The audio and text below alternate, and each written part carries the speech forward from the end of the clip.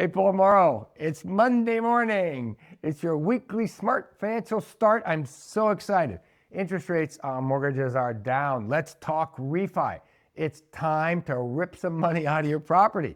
I'm so happy that we've got a little positive out of all this turmoil going on and ups and downs in the stock market and all that stuff. But guess what? Mortgage rates are down. It's April 2025.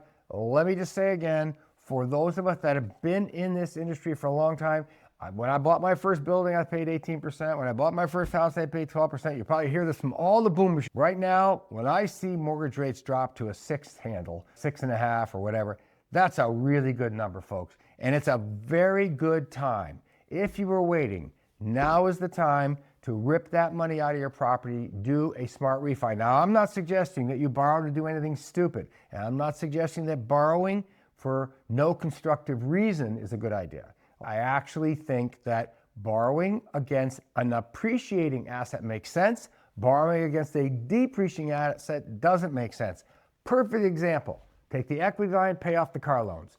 Just number one. The number one start to Monday is if you have any debt on depreciating assets like a car, right?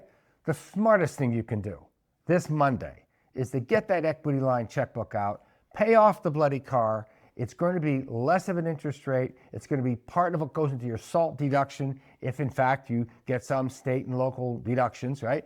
But even it's going to be interest rate arbitrage. You can pay off an 8% loan with a 6% loan, you win. And if you have a 6% loan on a piece of real estate that's going up by 5 or 6% a year, it's a double play. So it's Monday in April. And I'm very happy this Monday to say that your weekly smart financial start is to start looking at your loans on your homes, on your cars, on your properties, and especially if you happen to be holding off, waiting to buy that rental condo or to invest in a piece of real estate, and you've got the equity in your home that we always talk about you building, because the home of Americans is the number one wealth building tool of all time.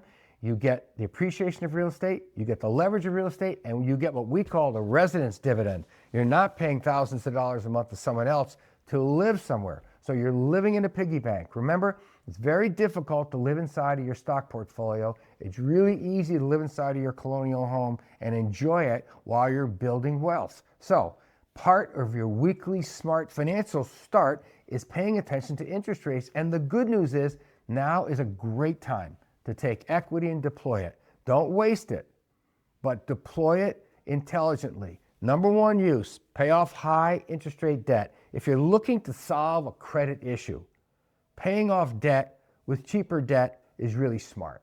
Next, if you're going to be an investor, using leverage debt against a piece of real estate is a very smart way to become an additional real estate investor.